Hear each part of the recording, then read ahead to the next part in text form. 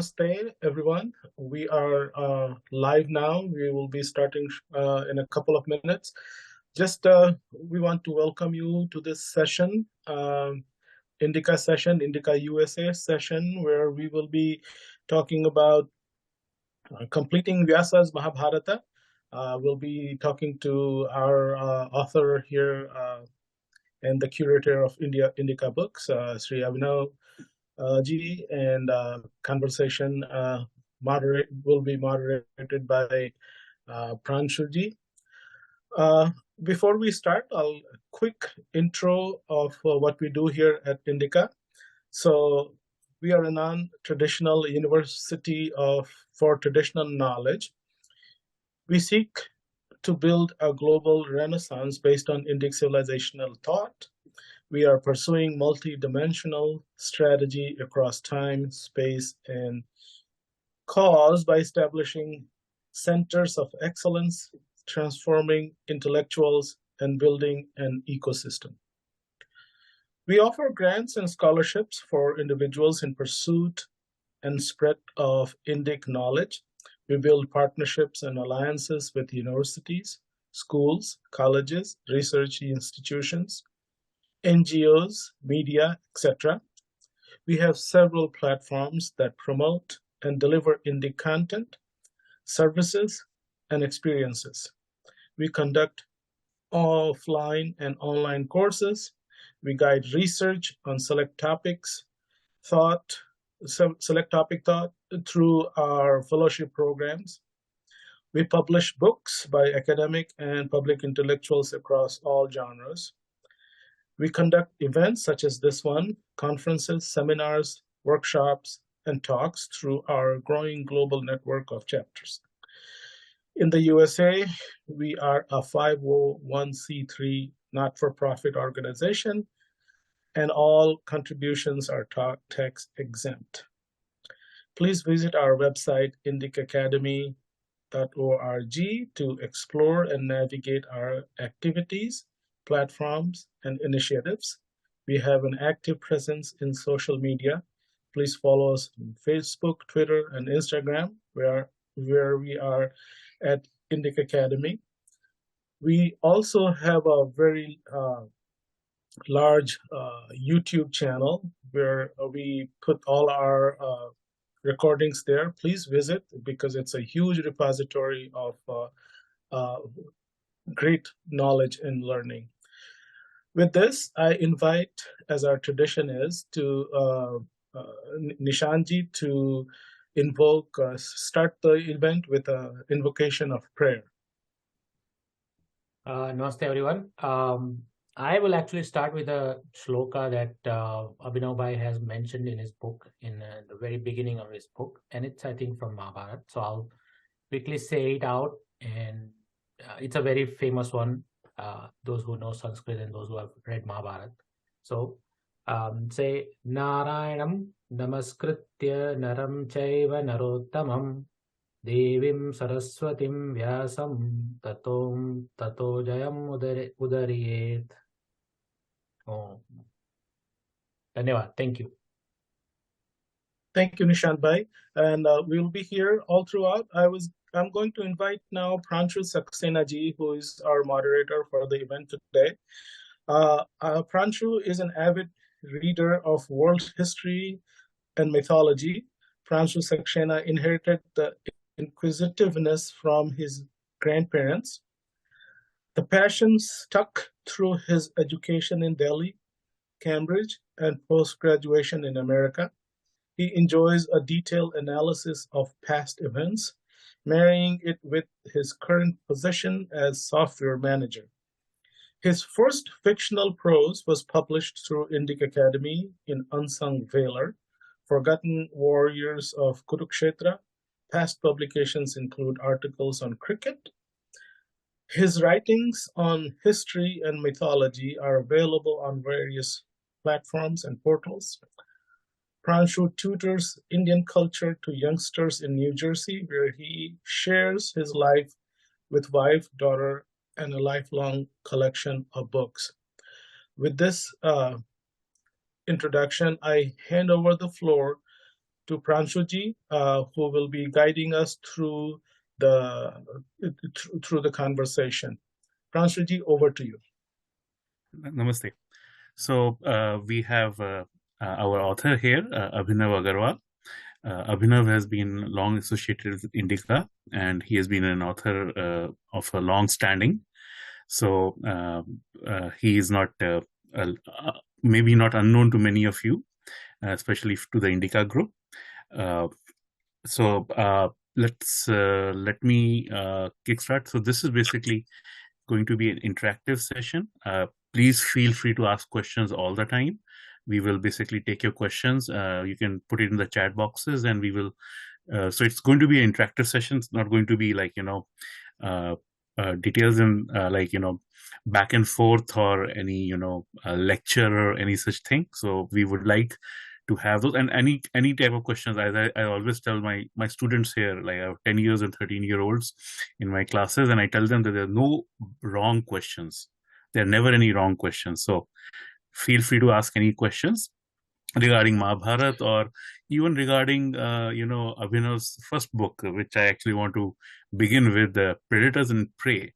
So Predators and Prey was like a thriller, like set in 2 days period, and very fast paced, and it had like a very evil character like Praveen, and there was like the protagonist and data scientists and galore, and how this genre jump to completing Vyasa's Mahabharata, how did that come around, as your second book? So let me kick off with that. Thank you, Pranshu, and thank you, Nishanji Avtanswai, for this wonderful opportunity to speak with all of you from Indica. So yeah, that's as Humphrey would say, that's a very good question, Pranshu. So here's the thing. I've always wanted to write about the Mahabharata. In fact, for several years before I wrote Predators and Prey, I had been writing articles about the Mahabharata from the Mahabharata, and they had been published in Swarajya and Indica Today and elsewhere. So the interest in the Mahabharata was, went back many years before Predators and Prey came out. Now, what had also happened was that when I kind of got serious about, okay, sometime in 2017, I said, let me write a book. That's an itch that I think anyone who puts pen to paper or, keyboard to screen has that itch. I want to write a book, maybe Dekhak Banunga and all that. And I was no different. And then I started saying that, okay, the obvious topic has to be the Mahabharata, because that's what I'm, very comfortable with. It's such a fascinating topic. And I thought for weeks and weeks, and I couldn't come up with anything that I could write about the Mahabharata, paradoxical as it may sound, because here's the thing that happened. I said, okay, there are probably 16 billion books written on the Mahabharata by very talented people, not so talented people, people with devotion, people with agendas, people with thoughts in their mind, people without thoughts in their mind. Why would my book be any different than those other billion books out there? And I couldn't think of anything at that point. Nor did I have this thing inside me that, I have insights into the Mahabharata that no one else has ever had in 5,000 years. So only I can talk about it. So I put that idea aside for a while. And I started writing this fiction thriller. And that's, perhaps it's a topic for a separate debate discussion. But the origins of Predators and Prey began with a very simple, even silly kind of a conjecture that, can I write a chase sequence which is as gripping and enthralling as what I had grown up reading, whether it was Alistair MacLean or Robert Ludlum or Frederick Forsyth or later Lee Child and so on. Essentially, the book began with that premise, and it kind of built around that, and obviously it touched upon heavily upon technology, because that's what I work with, the most familiar with. So unlike Lee Child's advice, don't write what you know, I did write on a subject that I knew. And then after this book came out sometime in 2023, right? So 2000, late 2021, an idea struck me that why not write a book on the 67 Upakhyaanas of the Mahabharata? And then I started writing. I wrote a draft. I shared the draft. The feedback I got ended up in the draft itself more than doubling in length, and so on. And then I, thankfully found a publisher very fast, Blue One Ink, and they did a fabulous job on editing and all that and everything. And that's how the book came out in August, about a month back. So why 67? How did you select those 67 Upakathas? Okay. Again, I had no pretenses to being a scholar or academic, so that decision, that number also had been decided. Now, see, if you look at the Mahabharata, there are not 67. There are probably hundreds and hundreds of Upakathas, Upakhyaanas there. So how do you... If you take a couple of shlokas ones also, so 509 are there, actually. 509. Exactly. So why 67? So there was a scholar who passed away sadly in February 2023, Alf Beitel, and he had been associated with Motilal Banarsi Das for several decades, and he has been writing about the Mahabharata for close to, I think, 50 years or so.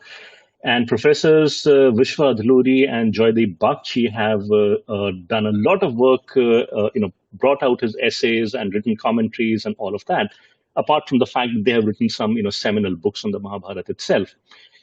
Now, there was one paper that Alf had written, not without subtales, and the Upakhyaanas of the Ramayana and Mahabharata, even though he says that there are no Upakhyaanas in the Ramayana, he identified 67 in the Mahabharata. Oh yeah, the 67 number yet again.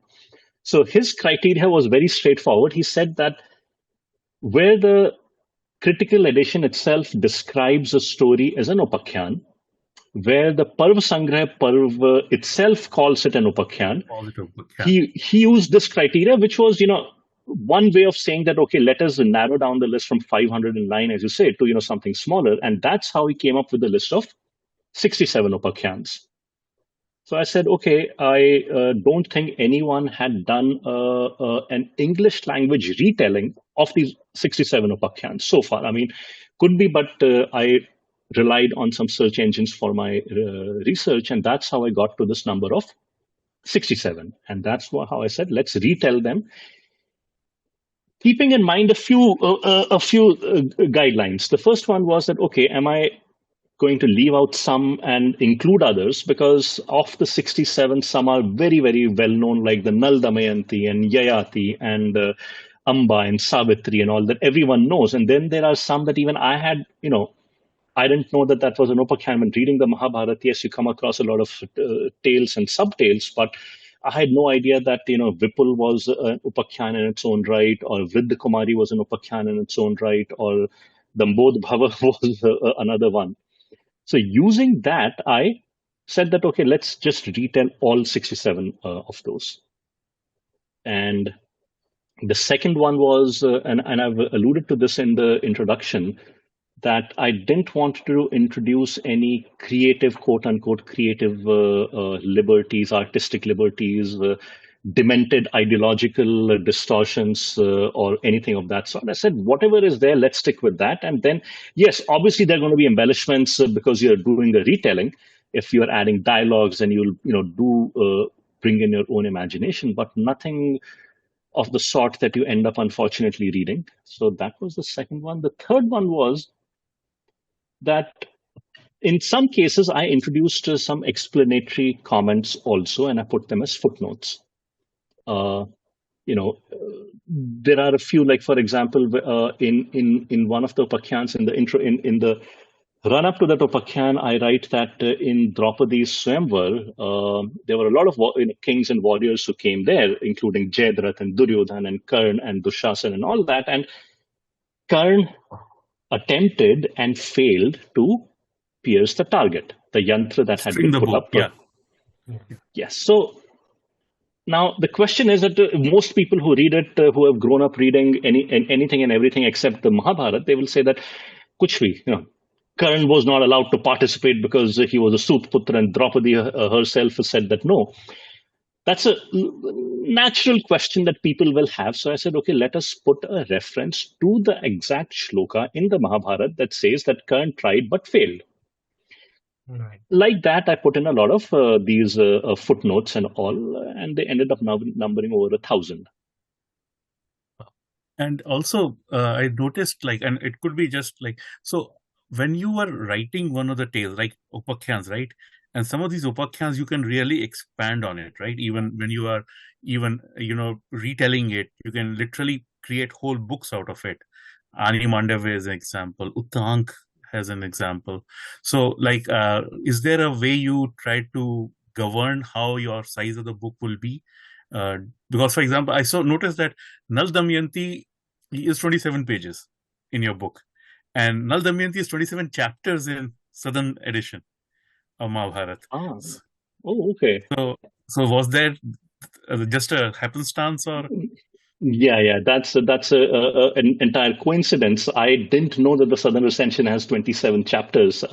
No, I didn't try anything of that sort. See, what I did do was that the Upakhyans they jump a lot from Parva to Parva, right? So there are a lot that are in the Adi Parv. There are a lot that are in the Aranyak Parv, the one Parv, and then the Shanti and Anushasan. And there's not a single one that is either in the Virat Parv or the Sabha Parv. They don't contain a single Upakhyan, going by the definition of the 67 Definition of Upakhyans. Upakhyaan, yes. Right. So one was to simply retell them as they are, but then I thought there's going to be some amount of discontinuity that readers will experience. And okay, what happened here is Vyasa telling Drupad about why Draupadi is fated, destined to marry the 5 Pandavas because they are the 5 Indras, and you have the Panchendra Upakhyana, and the next thing you know is the poor Pandavas are in the forest, and Yudhishthira is lamenting his fate, and then you have the Nal Damayanti Upakhyana coming in. What happened in between?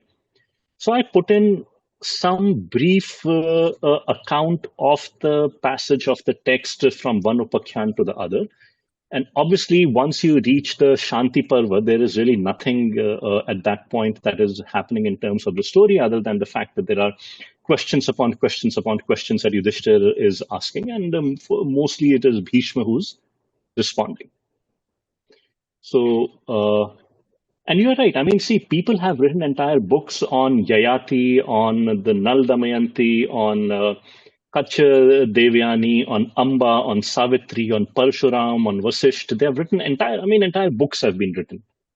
Yeah, So there's a lot of Nal Damayanti section is bigger than Odyssey, if you think about it. Yeah, exactly. And that is in itself, I think, a story that can be told from so many points of view, perspectives, and there is so much of material that is probably left unsaid that anyone with imagination would love to fill in those gaps and come up with a story. So I have a quick question, Rai. Go ahead. Go ahead, Fransuji, can I come in for a second? Yeah, please go ahead. Go ahead. Okay, so anytime. My question, Abhinav Bhai, is that you mentioned about critical edition, that presupposes there are editions of Mahabharata.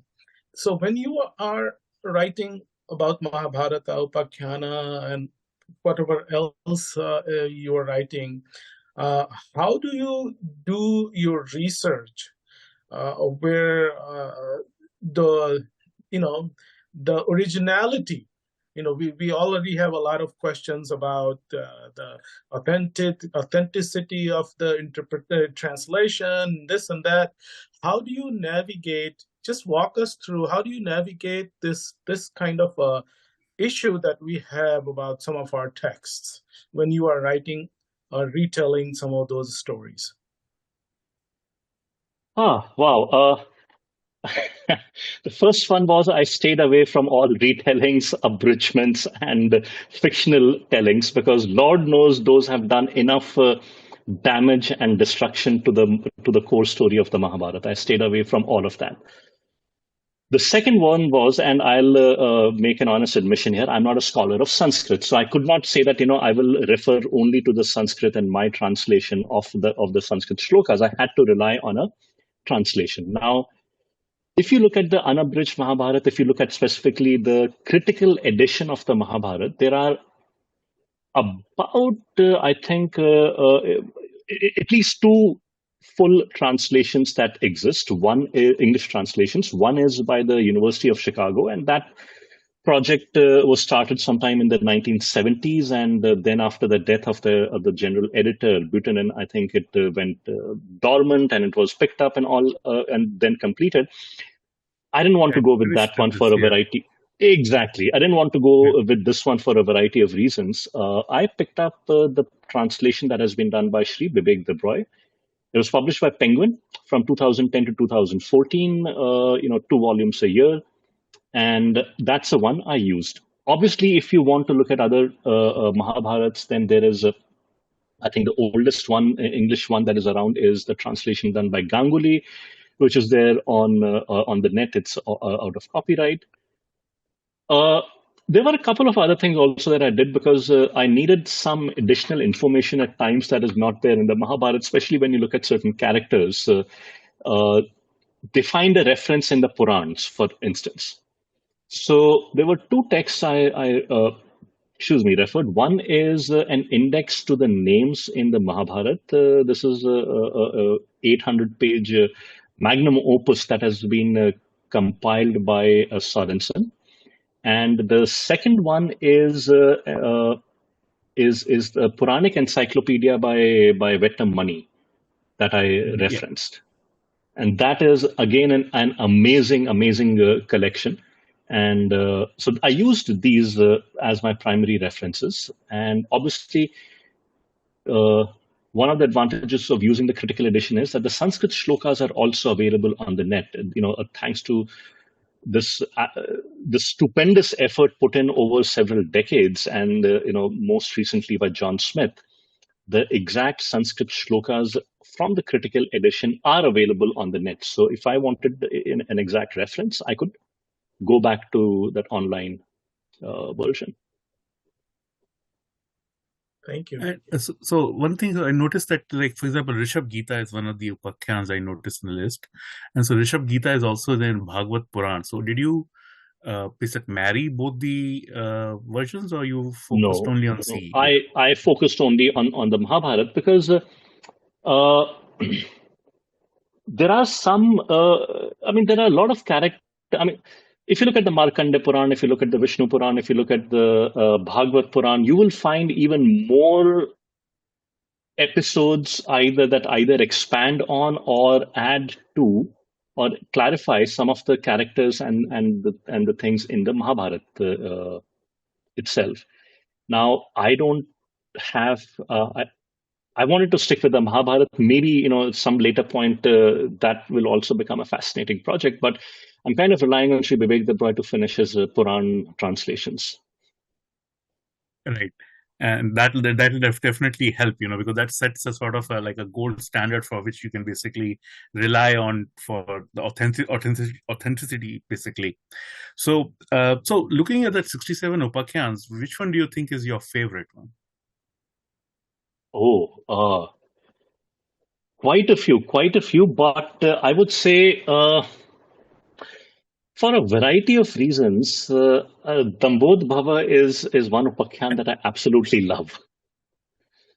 But from another point of view, I would say Ambaa, Savitri, the second part of the Yayaati Upakhyana, and the Nal Damayanti. These are probably my absolute favorites.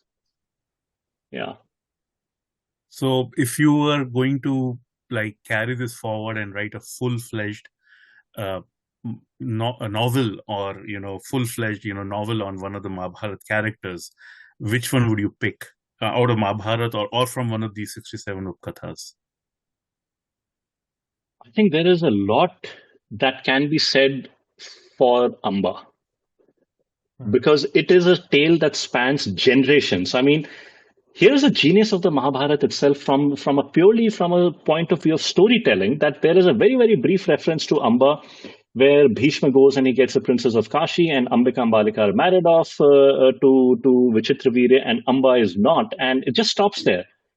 And then you have to go to the start of the war, and Bhishma decides to drop a bombshell on Duryodhana on the eve of the war that I'm not going to fight someone who was a woman, is a woman, has the name of a woman, and all of that, and I'm not going to fire my arms at Ambaa. And Duryodhana is, what do you mean? I thought you had said only the 5 Pandavas. Where did Ambaa come from that you're not going to, forget about killing, you're saying you're not even going to fight?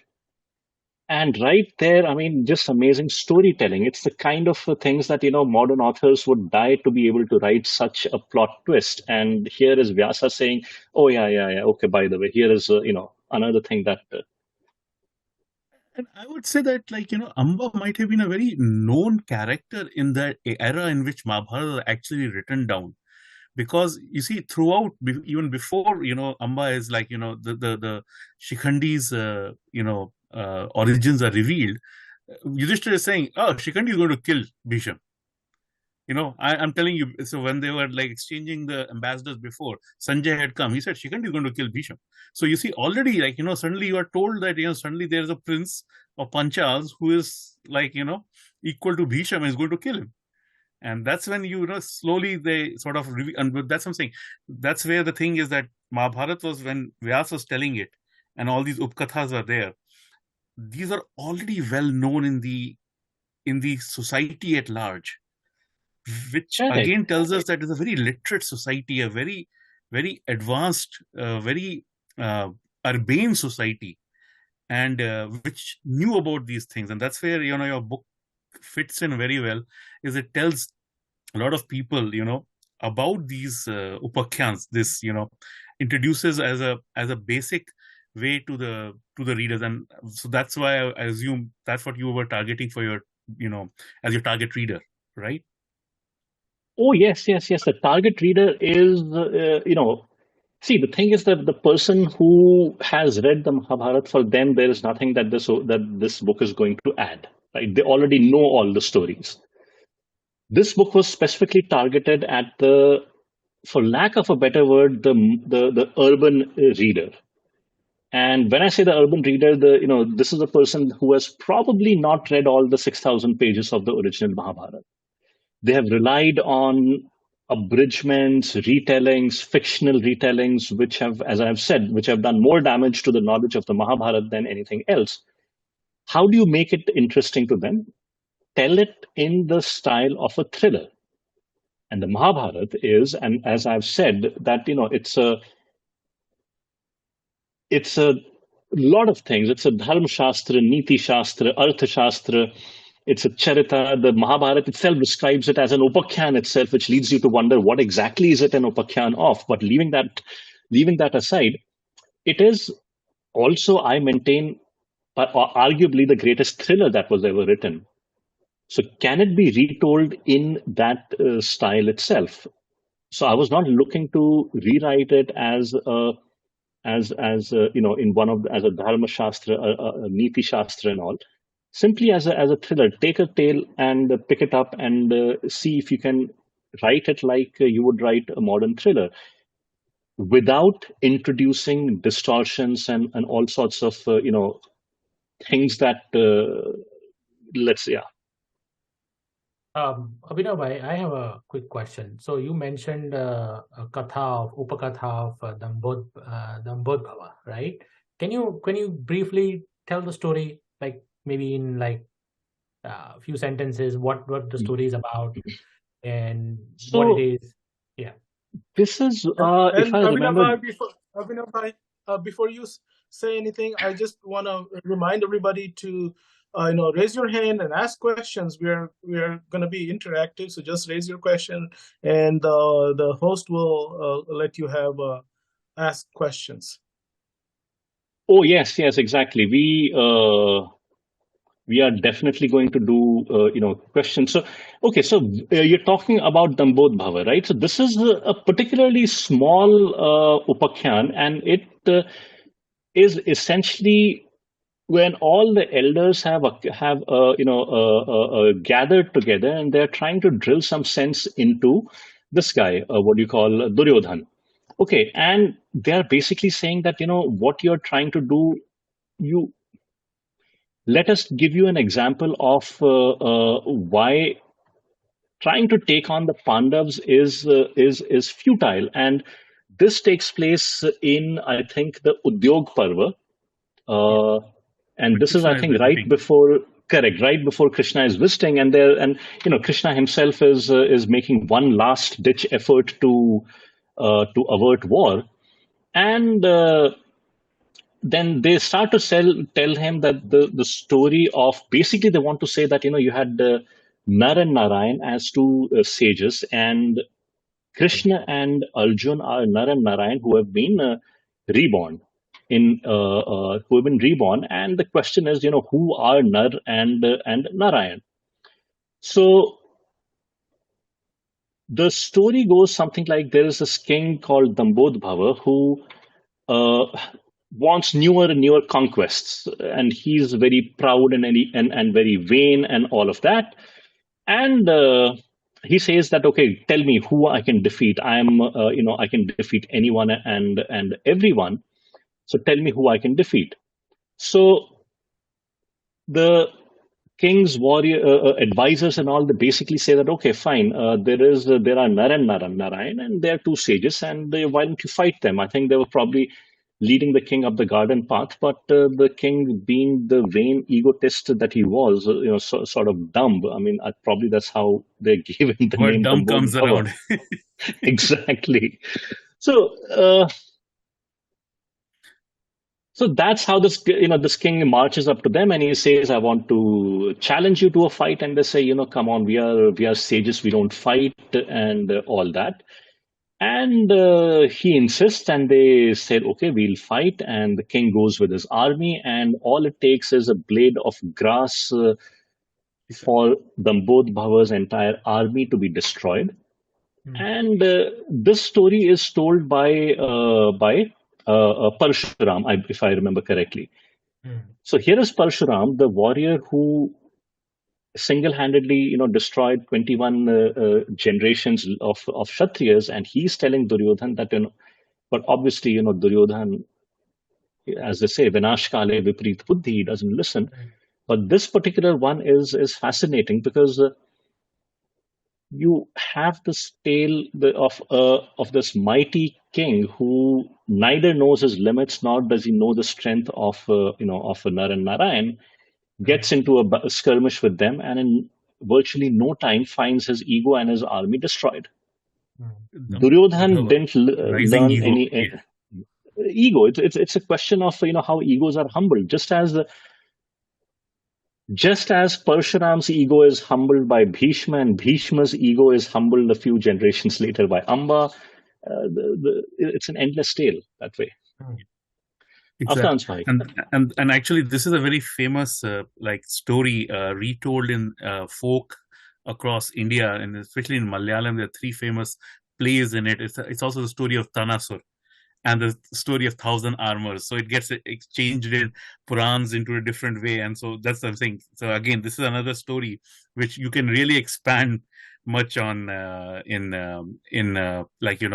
from just being one reference in Udyog Parv to a whole set novel, right? Once, Vivek Devroy completes his Puranic, 18 Purans, So though that will come into picture. Go ahead.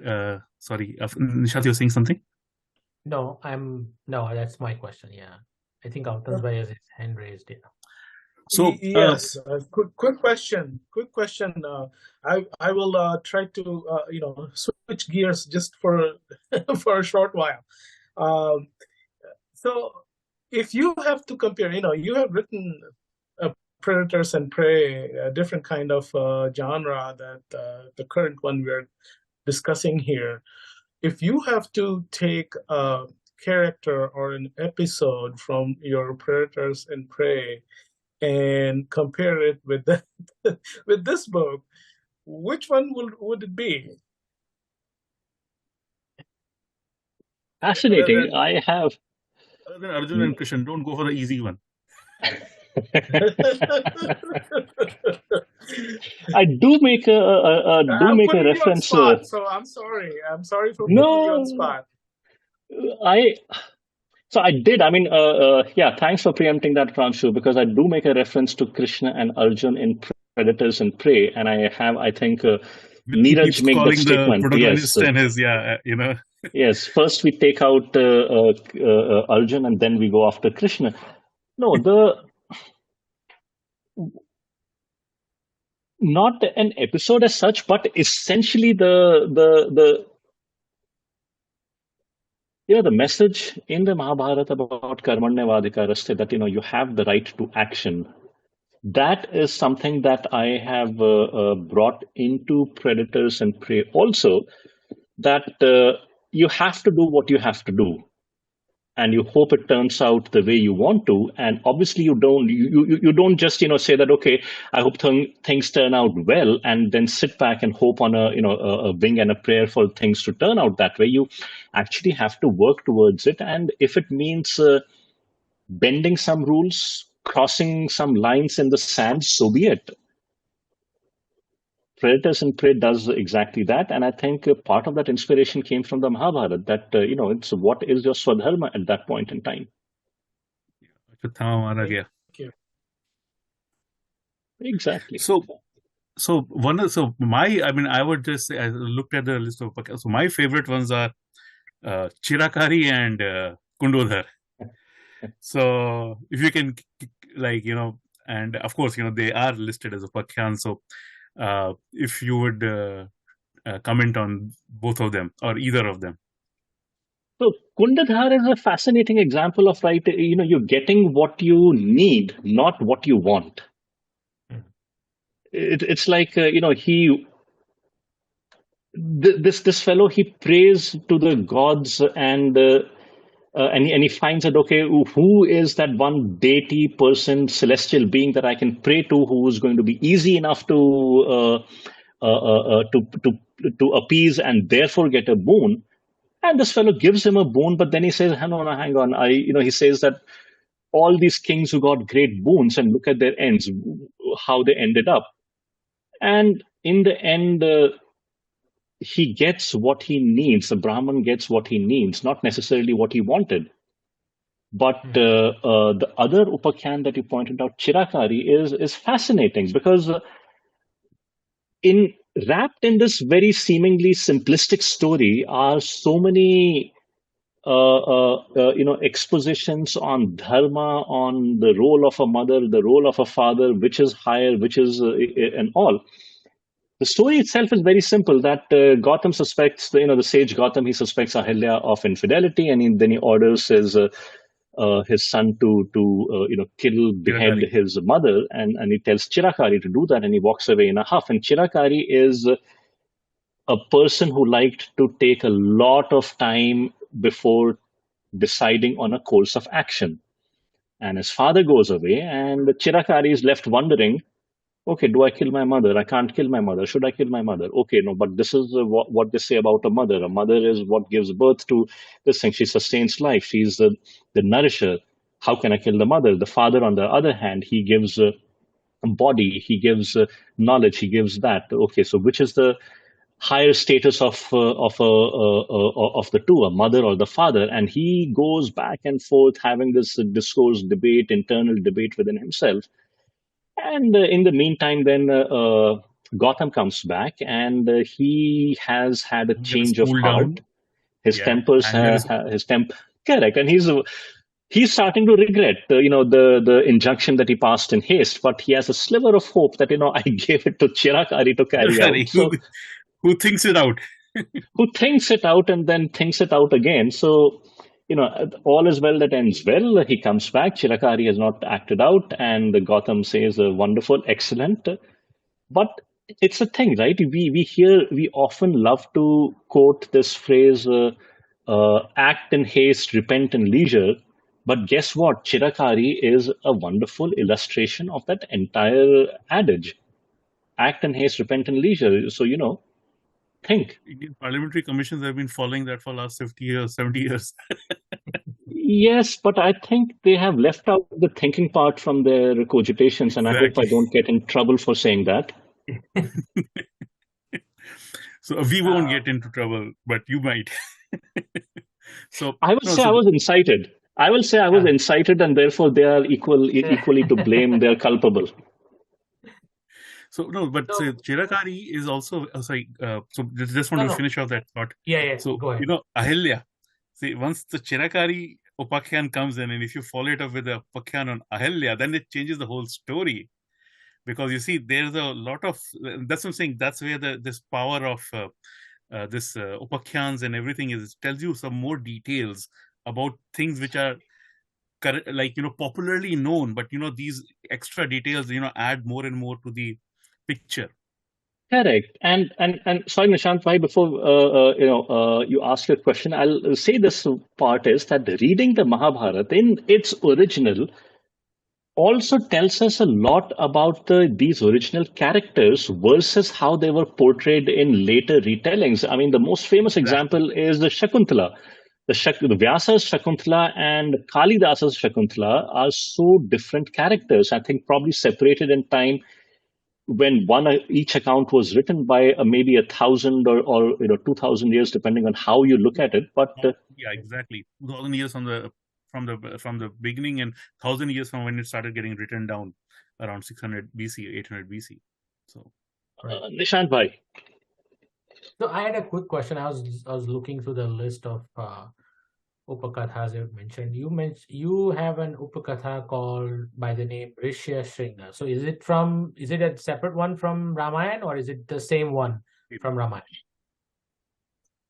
Kind of the same one, but the Mahabharata has a different, slightly more, I would say, its focus is slightly different. So, Rishya Shringa literally means the horns of a deer. Right. And there's a story in there also, just as you have how Satyavati came to be born, and how Drone came to be born, and how Rishishringa came to be born. I mean, each dwells essentially on the origins of these births can probably be traced to or ascribed to a moment of weakness of these rishis.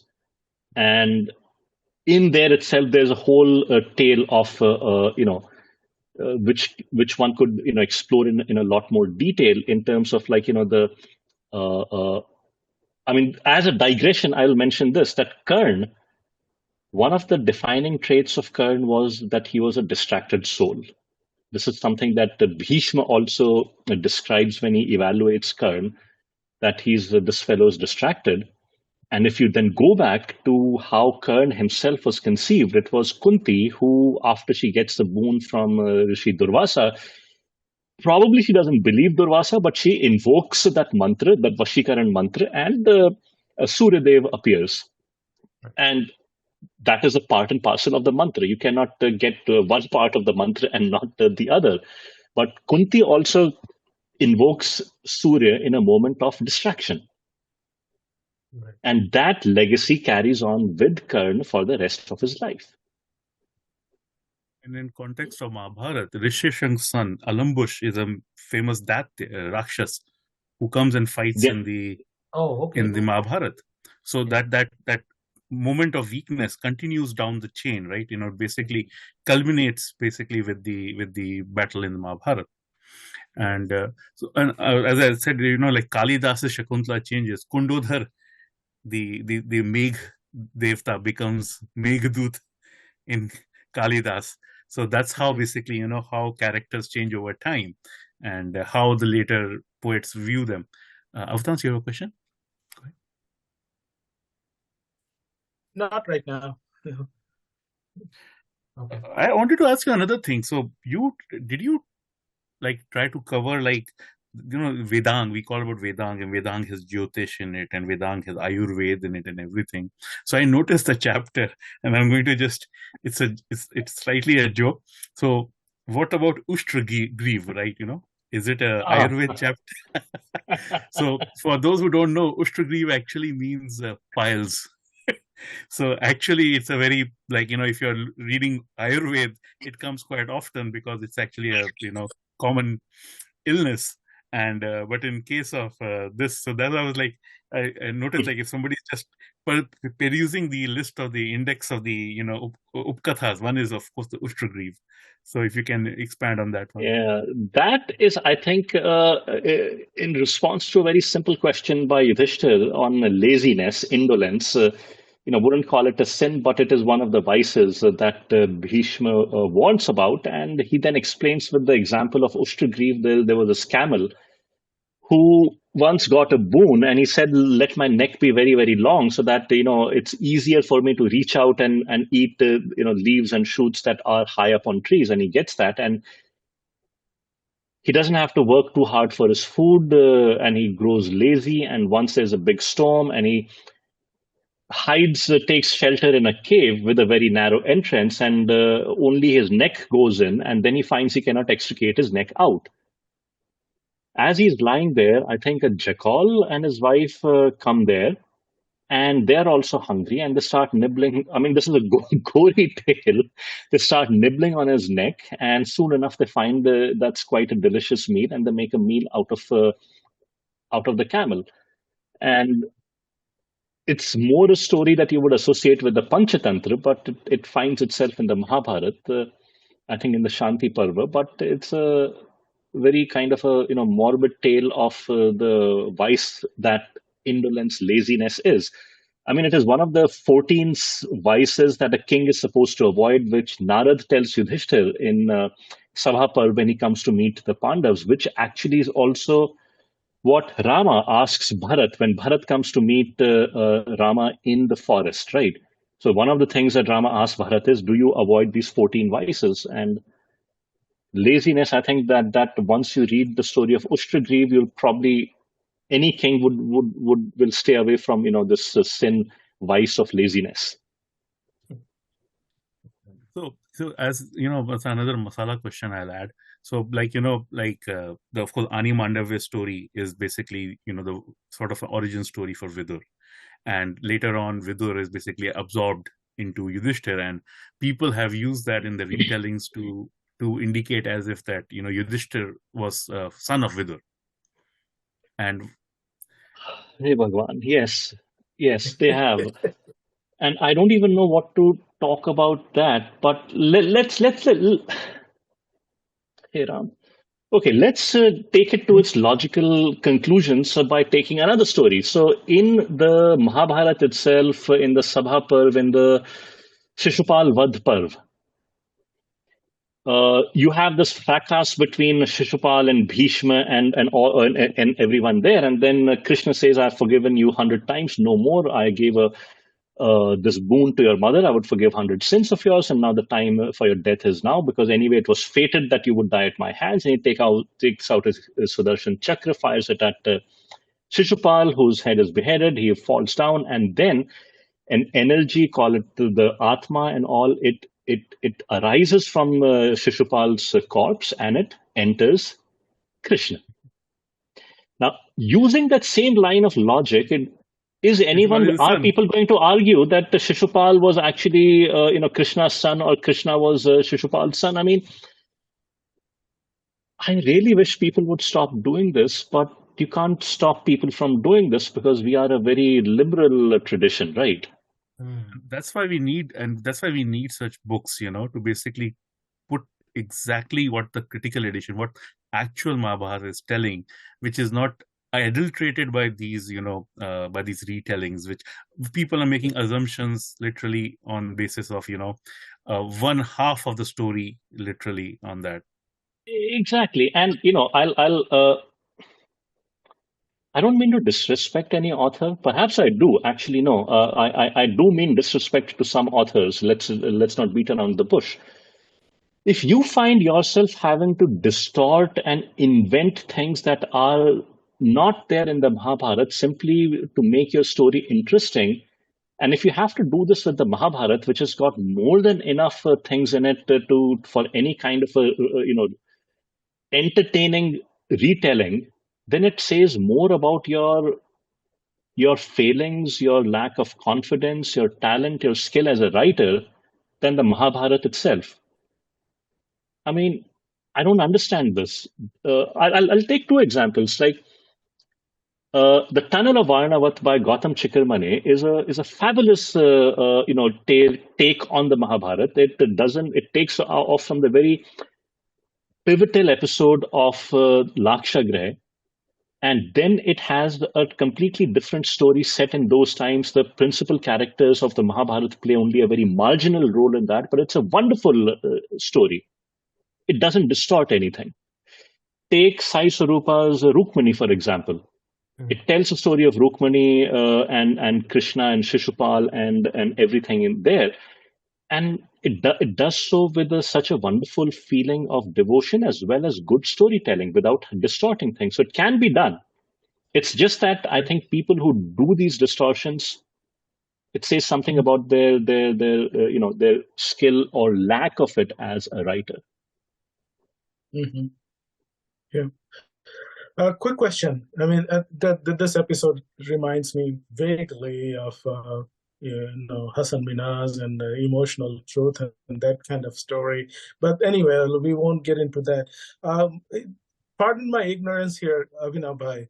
What is the relationship of Chavan, or is there a relationship between the Chavan and the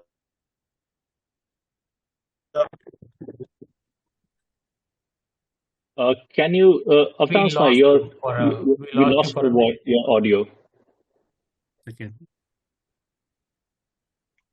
Oh. Yeah, can't hear you, Avtans. Let's take that question offline if you don't mind. Because Chavan's story comes in at least two places. One is in Sukanya and one is in another Upakhyaan that I forget. He's son of Auru. Oh, Chavan is in the birth of Chavan, Puloma. He comes twice. Yes. Yes, Avtans, can you, are you? Hello? Yeah, we can hear you. Yes, can hear you. Okay. Did you hear my question? I lost the. No. No, okay. So I was asking about. I saw a character, the Upak story here, Chevan. I don't know what the story is. So if you can quickly talk about it, and what is there any connection between the Ayurvedic Chevan Prash? Just curious. Yes. It's so Sage Chavan was a famous rishi that way, and as Pranshu said that he figures in the Poloma Parv also, and then in the birth of Orva, which is I think covered in one of the Upakhyaanas. But to your point. So Chavan's story is actually the story of it's basically got two stories in there. The first part is that of Sukanya, and some of us might have read the Amar Chitrikatha on Sukanya, and then the second part is that with the Ashwin twins, where the first part is that Chavan was a rishi. He was immersed in meditation, so much so that an anthill had formed all around him, and he was cut off from the rest of the world. And then Sukanya, the daughter of Sharyati, I think King Sharyati, she once comes to the forest along with her father, and she is going around in the forest,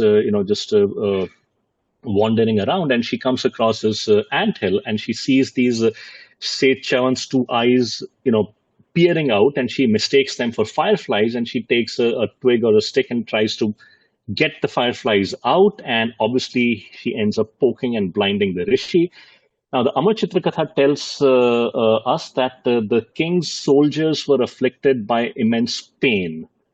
The Mahabharata is a little more direct in what had happened. The sage was so infuriated that he cursed that all the king's soldiers' bowel and bladder movement stop. Constipation. Immense constipation. And I use that as to say that, people can live their entire lives without a single intelligent thought entering their heads, but you really cannot live in a state of, eternal constipation. So Anyway, it so happens that the king finds out, and then Sukanya confesses. They go, and the sage says, okay, marry your daughter to me, because now I'm blinded, I can't live alone and all that. And she marries him. And then one fine day, the Ashwin twins chance upon Sukanya, and they say, you are too beautiful to be married to an old, decrepit sage like Chavan. And she says, no, I love my husband and my sage. And they say, fine, we'll turn him into a young, handsome man, provided you can select him. You can identify him. And they take him to a lake, they come out, and all three look alike. Sukanya is able to identify her real husband, which is very similar to how Damayanti is able to identify Nal at the Swayamvar, because all the other four gods, I think, or five, I think, or four of them, they look four gods. Yeah, and blink. Correct. So in any way, so that is the first part, and Chavan becomes young, and Shariati comes and he says, "Wow, this is excellent." And Chavan says, "I want to do something for you, and I'll perform a yagya, and I will give Soma to the Ashwin twins." And the Ashwin twins happen to be on Earth, because they had been sulking, because Indra had said that you are not gods, you're merely the physicians of the gods, you don't deserve so much. So that's why they were sulking. They just happened to chance upon Sukanya. Chavan turns young and all, and then Indra comes and he says, how dare you, if you offer Soma to the Ashwin twins, you will face my wrath. And Chavan freezes Indra with his mere gaze, and he doesn't curse Indra, but then he says that you deserve to be taught a lesson. And this huge monster is created called Mother, who starts to advance. And Indra says, "Okay, please, I beg your forgiveness." And Chavan forgives him. And then what to do with Mother, right? This monster has been created. And then he is divided into four parts, into gambling and liquor and if this sounds misogynist, into women. And I say it's because, women... Fast women and fast cars. I didn't say that.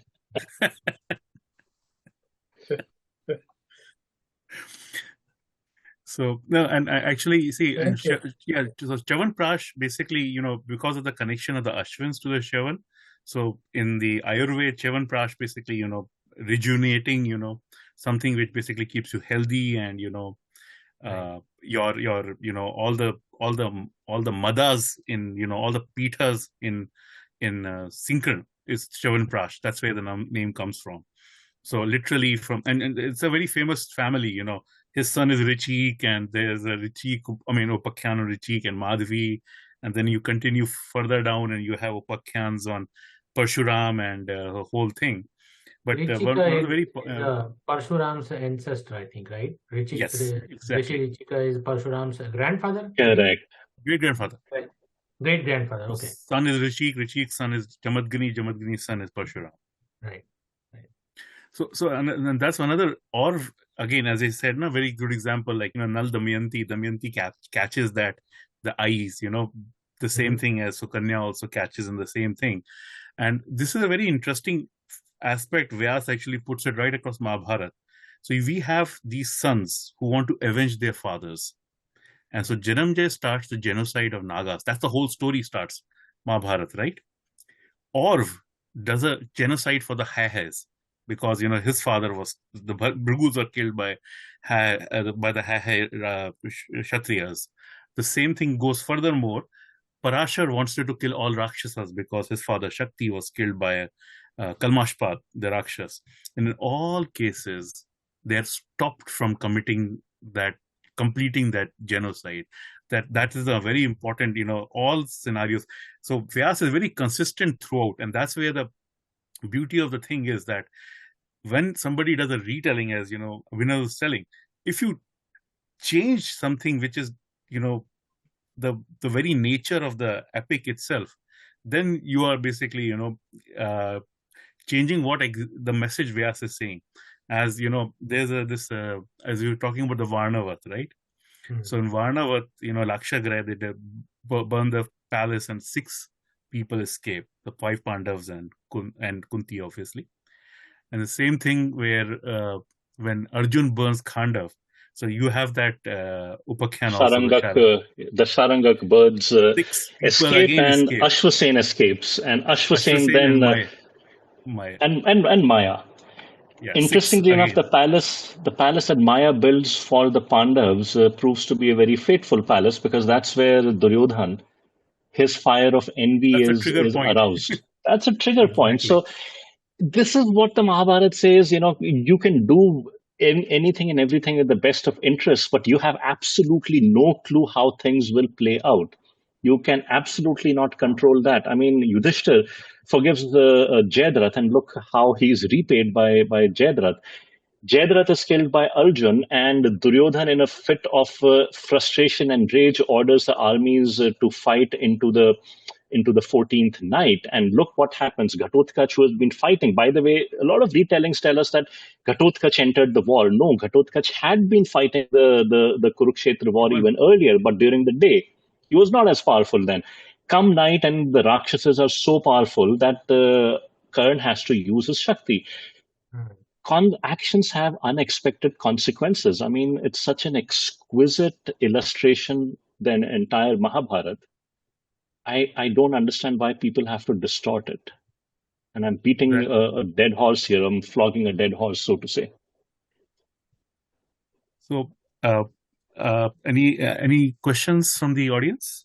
I got actually another one. I don't have one, but I don't see any questions, but I have one. So, Abhinav bhai, can you raise your book here and show us the cover and all that? Gosh, give me 1 second. I'll be back. I didn't want to put you, but so I. No, just give me one second. Sure.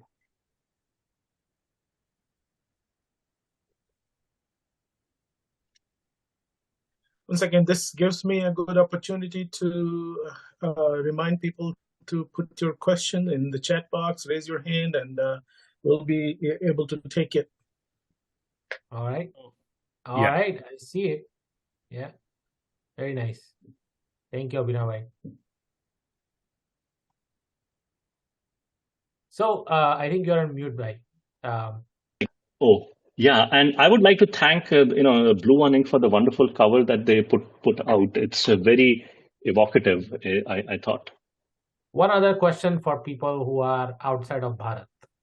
When do you have any idea when this book will be available on Kindle so people can read? I am told it should be out by the end of the month. The publisher has told me, but I need to check. I need to check that. The Kindle edition, yes, it should be coming out. It's planned, and I'm told by the end of the month. So hopefully in a few more days. All right, that's good to hear. It's good to hear.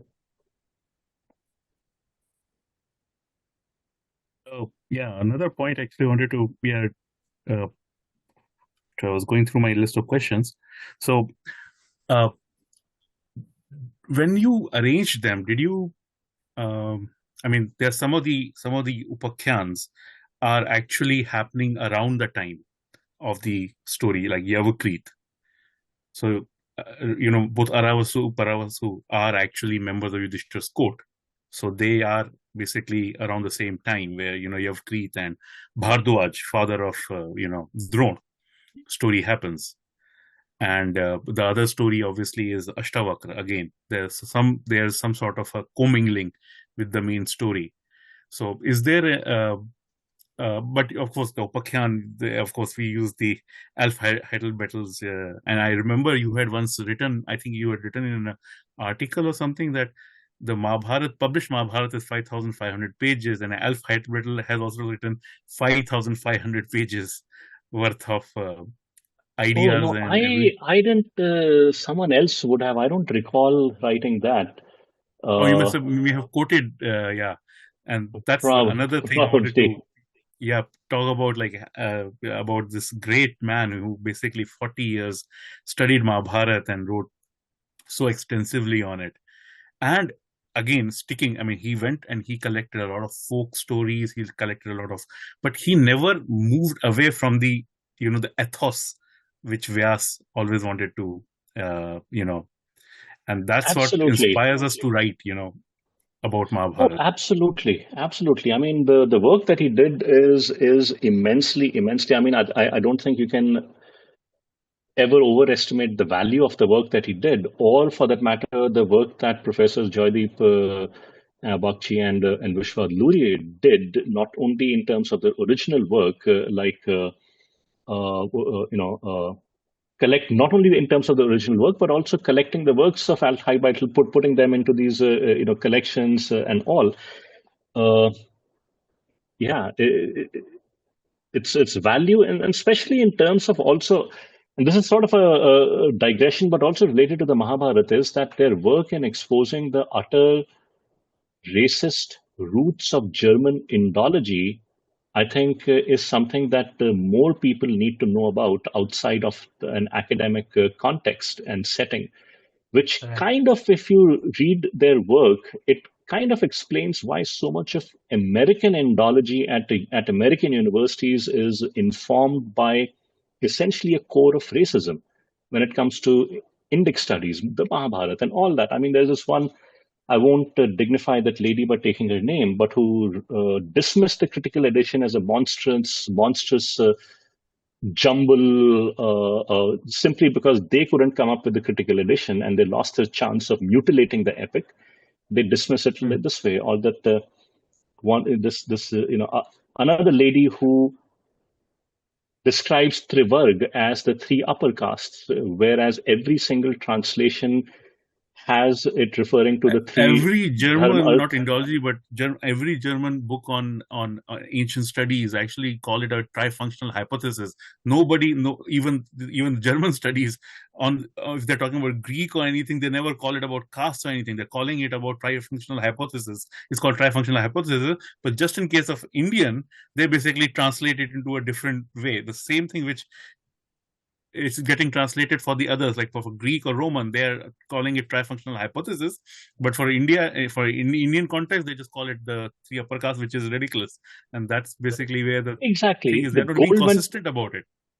Exactly. The Goldman translation doesn't call it that. It calls it Dharma Artha Kama. Vivek Yeah. Debroy's translation calls it that. The Gita Press calls it. I mean, every single, but this lady goes on, almost feels like, chewing pan or tambaku or whatever. And she goes off on this rant on a video that, the Dashratha protected the three upper castes. And you're like, what is this lady smoking?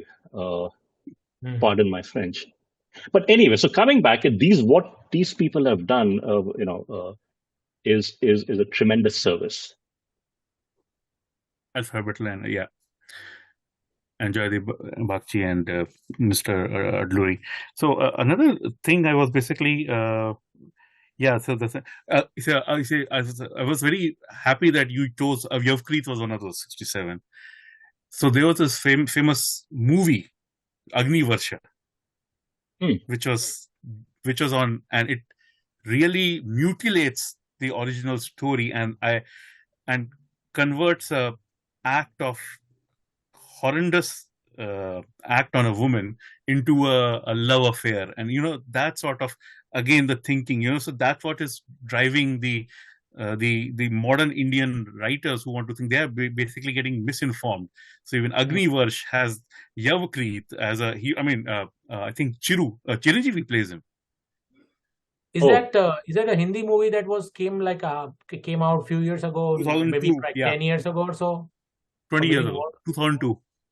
Yeah, Oh, Agni yeah, Varsha. something like that. Yeah, okay. Yeah. Ravina Tandon and I think it's Chiranjeevi or one of the big. Okay. I remember the movie. Thankfully, I didn't watch it. Thankfully, I've I never was watched saved it. that. I was like stunned when I had read it, and it is so and the author is actually known for writing some good books also, like Polaste. So I was like stunned that he was the genesis of that movie and Yavakrit's how it was story, portrayed. right? Yavakrit's story is such a wonderful illustration of getting power intoxicating you, getting too much without putting in the Without effort. effort. Yes. Exactly. And even within the story of Yavkrit, there's another story that is embedded of, I think, Baladhar, right? Yeah, first he gets defeated. Medhavi, Medhavi, right? Medhavi, and anyway, so what can one say? I mean, this tradition of distorting our epics is not new, unfortunately. I mean, actually, yeah. So as you were talking about, like people try to, I was thinking of using that section as creating a sort of like a story inside Mahabharata of a civil war inside Indraprastha against Drona. See, Yavakrit, literally the Bharadwaj. And I remember that I was so incensed by the way they changed the story and the whole idea. And and again, that's what I'm saying. I was really happy when I saw Yavakrit in your list, that, it's going to tell the right story to the, people who are going to read it for the first time. Correct, because even the Amar Chitra Katha, I think Tales of Indra, stops midway as far as Yavakrit's story is concerned. Because, there are these sections which are not really, for the children, right? They are exactly. They are definitely not for the children, and yeah. But again, the stories which Abhinav has chosen in his, and how he has told them, you can, like, the first time readers can obviously, enjoy them and understand them. And yes, some of them maybe, a little bit of like, the consumption of that camel and all that, may be a little bit of gory. But children have seen a lot more. So I would say 12 to 13. I mean, what would you say the age group, youngest age group would be for this book? See, I would like to say it's suitable for anyone from 8 to 88 or 8 to 98. But I would say someone who's 10 years of age should be able to read, understand, enjoy, and hopefully imbibe some of the aspects of the story. Some of the gory incidents, some of the sort of, what you would call incidents for mature audiences, I have deliberately written them in a way that it conveys what it needs to convey, but without turning it into turning it into a titillating show and tell. Right. Certificate or higher certificate rating. Yes, it's been watered down to a PG rating. Yes. Okay. And that's what another point I wanted to bring out, that this book is definitely, something. And again, these are bite-sized stories. Some of them are like Nal Damayanti is 27 pages, but most of them are 10 to 14 pages. And Yaksh Prashna, yeah, that was definitely, I really like, because it was very interesting that when first time I was reading Gita Press, and I saw the Yaksh Prashna is actually put together as an akhyan separately. And so there are like several of them. The Shalv, obviously, the Shalv was another one. So those are the which were part of the main story itself. Correct. And the Shalvad essentially explains why people have this question that when the Dyut Parv was happening, where was Krishna? When Dushasan dragged the Draupadi into the Sabha, where was Krishna? And the Shalvad, if you look at it, it goes back to the same point. Actions have unintended consequences, and even Sri Krishna couldn't have anticipated as a mortal, not as Narayan, but as a mortal, that his act of killing Shishupal would lead to this chain of events where Shalv goes and attacks Dwarka, and Krishna has to rush back to defend Dwarka. And obviously, this operation wouldn't have taken overnight. This would have gone on for days and days and days, which was enough for Shakuni and Duryodhana to hatch the plot to invite Yudhishthir to Hastinapur for the game of dice. It sort of also tells you a picture where Vyasa actually opens the curtain a little after Ghosh Yatra, where, Duryodhana is about to commit suicide and the demons come in, that there is a sort of a driving force. There are basically two forces. One, the forces of good, you could say Vyasa is sort of heralding it towards, and there is a force of bad, because Kali Yuga is coming anyway. And then how you want to enter the new age of iron, the new iron age, you could say, the age of iron or whatever, the age of machine, color. So how you want to enter it as on the good side or the bad side, and that's where Vyasa is actually contending with, and that's why I said Mahabharata itself is an upakhyaana or something else, the Bhumi Bharana project, right? So exactly, where, fascinating. that's where it sort of comes in, that how Shalv actually takes them away, and that's the point where they construct that. I mean, they take their time. They construct this palace of 1,000 pillars, Jayant, where they do the Dyut. So that all takes time and planning. Yes, exactly. So it's and this is something basically, and these kathas basically tell that. So I would like to also basically tell people about it. Like, you see, Mahabharata is obviously 100,000, and you say Ramayana doesn't have any upakhyanas. Well, it has Ganga. It's a story of Ganga, the descent of Ganga. It has a lot of Vishwamitra's story is there. Vishwamitra's whole story Rishishringa is there. Story, Dandakaranya. There's a lot of these small ones, but in those, they basically, as they say about, later on, there's actually a very famous book called the Yoga Vasishtha, where the same way as Yudhishthira is talking to Bheeshma, Ram is actually talking to Vasishtha. And Yoga Vasishtha is about 32,000 shlokas. The current edition is twice the size of the current largest four Mahabharats we have, or Ramayanas we have, is double the size.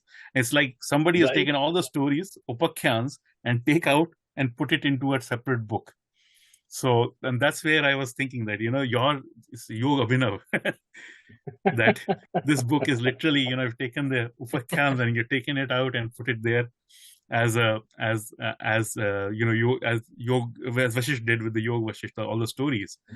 And so that's why people say it's easier to follow Ramayana. But Mahabharata, obviously from the very beginning, people realize it's going to be a story which is going to last the ages, literally Sanatana. It will be there forever. And so all these stories were like, this big ship moving through time and space, as we talk about it, right? And all these stories are these boats put on there, goods put on there, bricks to build the Sanskriti, the mandir of like Bharati Sanskriti, or the temple of Indian culture. So well put. Yeah, absolutely. I have a quick question. The importance. Go ahead, Sai. No, I was saying I have a quick question if I have a moment. Yes, please. Okay. So basically, I would like you to, you partly may have answered some of it, but I want you to tell people, especially those who are young authors, who are in the process of writing about our, parts of our Puranas and the other granthas, just give them some tips, how to go about doing it. What are some of the things they should keep in mind, some do's and don'ts, so that, they also keep the authenticity of the stories and the theme of the stories, and also, just the regular process of writing.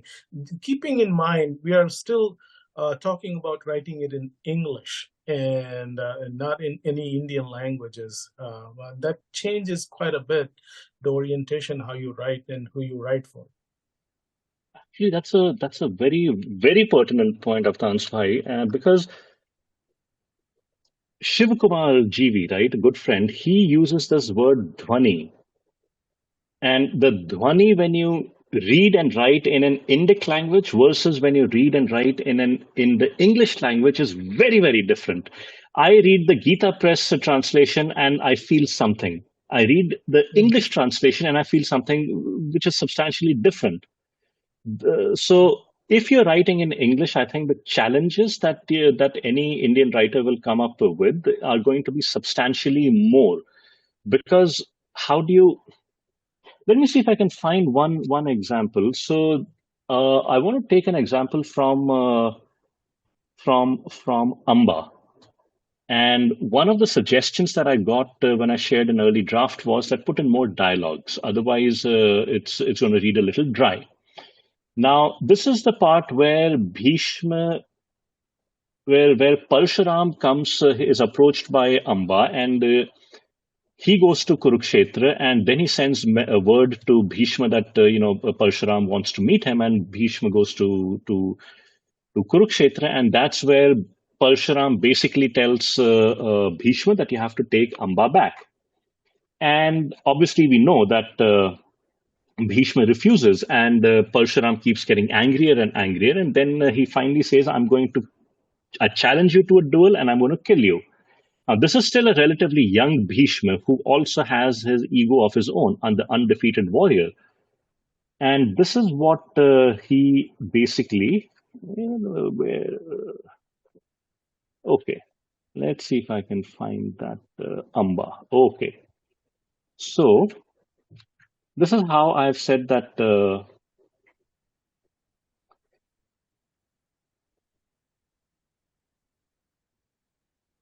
Okay, so this is how it goes. So, in everyone's presence, Bhishma had refused to carry out Rama's instructions. Now, Parshurama is Rama of the axe, so he's called Rama. Rama's temper started to rise. Bhishma tried to placate him, reminding him that he had learned the knowledge of weapons from Rama himself. He could not bring himself to raise weapons against his preceptor. Rama would have none of this. Bhishma could not call Rama his preceptor on the one hand and refuse his instructions on the other. Bhishma could choose to take Ambaa back, or he could choose to see himself and his lineage destroyed, Rama warned. Bhishma saw Rama was not going to budge from his position, nor was he going to take Ambaa back. Bhishma's stance hardened. And this is now some dialogue. O sage, what you have asked me to do, I cannot, Bhishma said. Cannot or will not? Rama asked, his eyes reddening with anger. Will not, cannot, what difference does it make? What you have asked for is not going to happen, O sage. What is the point of this back and forth bickering? Bhishma said, his words harder than his voice. Have you forgotten how to behave with a preceptor, O Bhishma? Rama growled. A preceptor, a Brahman who picks up arms, is no longer either a Brahman or a preceptor, O sage, Bhishma responded. Rama stood up. But if you want to fight, if the great Rama wants to fight, then I, Bhishma, assure you that I will fight you. I also promise you that you will lose, O sage, but I cannot kill my guru, and I won't. Bhishma said, his voice mild, his words biting even more. So I think the essence of drama is both dialogue and description. And dialogue, I think there is so much of potential in dialogue. You don't have to add, theatrics to it. Just the right use of words, the inflections in the dialogue, I think can bring out so much. Because mind you, at this point, none of them are shouting at each other, but none of them is going to budge from their stance. How do you convey that? Bhishma is not going to shout. He never shouts. Yet he's telling his guru to essentially take a hike. How do you do that without kind of resorting to juvenile, phrases like "माँ कसम कोई पैदा नहीं हुआ है जो Bhishma को ललकार सके" and all. Bhishma is essentially saying the exact same thing, that the person who can defeat Bhishma has not been born. He was true in a literal sense. Yeah. But how do you convey that without trivializing it, without kind of cheapening, debasing it? Right. Right.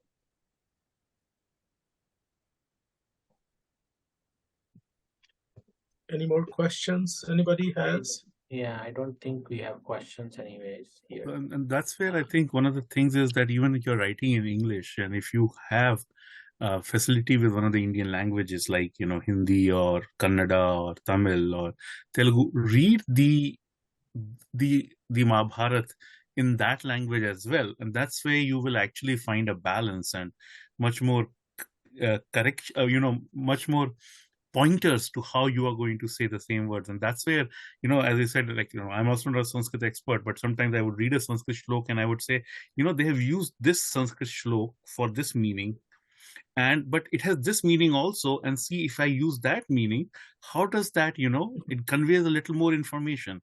And that's where the, Mahabharata was also about. KS, I think in the foreword or preface of the famous the KSS Shastri edition, the southern edition, he had basically said that treat each shlok in Mahabharata on 3 levels: so paricharir, astikadi, and dharmic / sanskarik. So there's a transcendental meaning, there's a astik as is meaning, and then there's a dharmic or sanskaric meaning. And again, this Triyartho Veda, the same thing we talk about in Vedas also, is the same thing he's talking about there. So that this is where the advantage is. Like, even if you're reading it in like Kannada or Tamil or Hindi, that the use of the term maintains something. There was a very interesting question. I don't know if Deepak has managed to join. So there was a question like, Bhim is taller by 1 pradosh than Arjun. So Bhim is taller by this length. So he's quite, in Gita Press, they use the word bitta, which is in Gorakhpuri agriculture terms, it's 22.86 centimeters. So quite a difference. No, it's the same. It's almost about, it looks like, because, it's probably because there the interpretation is 4 finger. See, the 4 finger, there's a check whether you're talking this finger or this finger. Then it becomes a little longer. Then you're adding an extra finger on top of it. So that's what I'm saying. So then it becomes like, Bhim is about 22 centimeters taller than Arjun. So that's a very interesting. So that's something like when you read it, and then how the Hindi translation, it gives you a picture, or maybe how Bhim stands. It's just telling you. And so this also sort of gives you. So when you're writing something in Mahabharata or in English, even you have a little bit of this arrows in your quiver to use on your on the paper. Exactly. Right. Yeah, and like Abhinav said about using the dialogue form, so you have to kind of use various linguistic devices that you have within your, armor to present that meaning. And the other point that I just want to re-emphasize what Pranshu Bhai said is about the Shraddha and Bhakti part. You don't get the meaning without Shraddha. Absolutely. I mean, I say it's a function of Shraddha and Adhikar. Yeah. Do you have the Shraddha and do you have the Adhikar? Because you're essentially taking a revered epic and you are essentially changing certain aspects of it. Every retelling changes certain aspects of it. Now, now people go about making the case that Goswami Tulsidas rewrote the Ramayana, and there are so many differences in it. And if he could do that, then why can't I? And I say, hey, Bhagwan, if you consider yourself to be a modern day Goswami Tulsidas, then I'm sorry, I don't want to engage with you in any kind of a discussion or debate.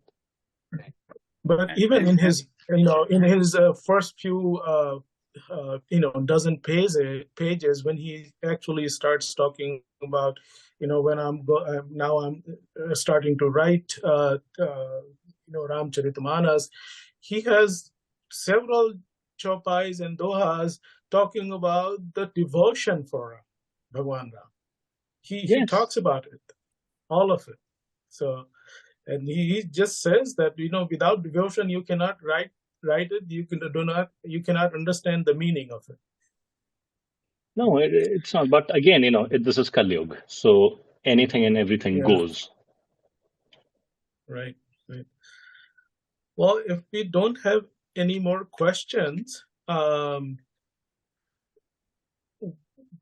any final comments from you, Pranshu Bhai, and Abhinav Bhai, both of you, just to wrap up last points?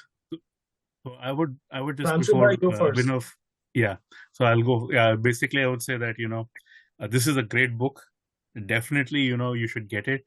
It's going to introduce you to a whole galaxy of characters, which and again that's the thing. I wrote the first, as I said, you already mentioned the unsung valor, right, about the characters who are not so well known, and there are so many such great characters Vyasa introduces right through the epic. They basically act as guide points to your life, like how they handle situations, how they looked at a situation, and that's what all of these upakhyanas, all these upakathas are really about. And so these are and again, as I said, it's bite-sized. Many of these stories are 5 to 7 pages, and you can imbibe that lesson straight away. onto what that what Vyasa is trying to tell you. And of course, and if people want to, and if people are looking to expand on those, all of these kathas are basically, as they say, portals, opening portals to bigger books and more detailed analysis and more connections. Like, as I said, Uttang's story. Uttang comes through like 7-8 of these stories, right? He goes through.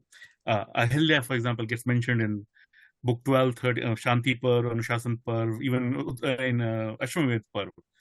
And so there are these stories right across. And so, and I would, and again, when you write such a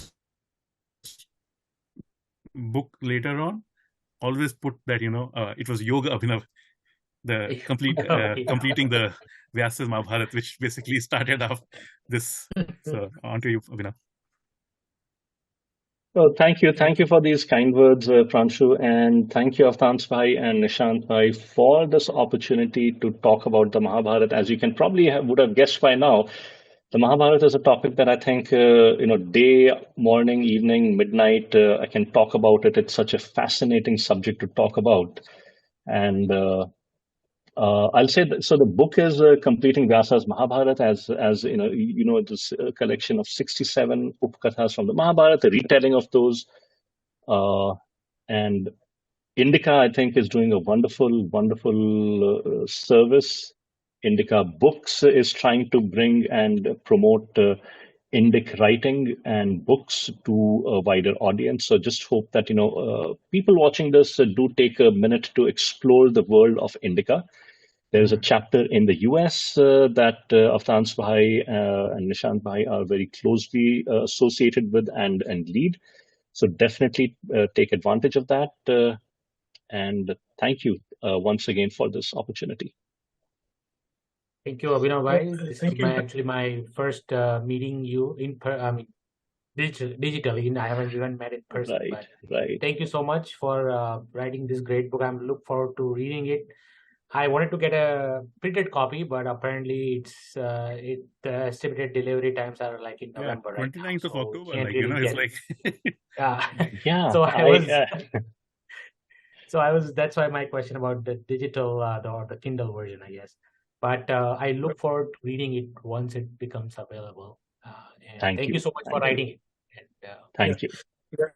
Yeah, same here. We all look forward to reading it, and when the copies are available, and I would request and recommend everybody to pick up a copy of it. And just one more plug here that when we talk about translating our classics, our granthas and shastras, we do Indica. At Indica, we have a Indica Classical Library, which we are translating our granthas into our own way from insider perspective.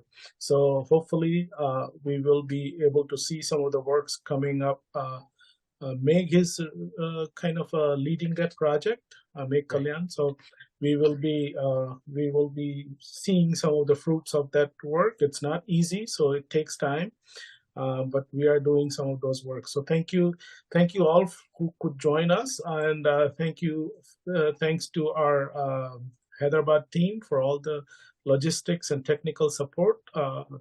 And have a good rest of the Sunday here in the US. Thank you very much. Take care. Bye-bye. Bye. Thank you. Thank you. Thank you.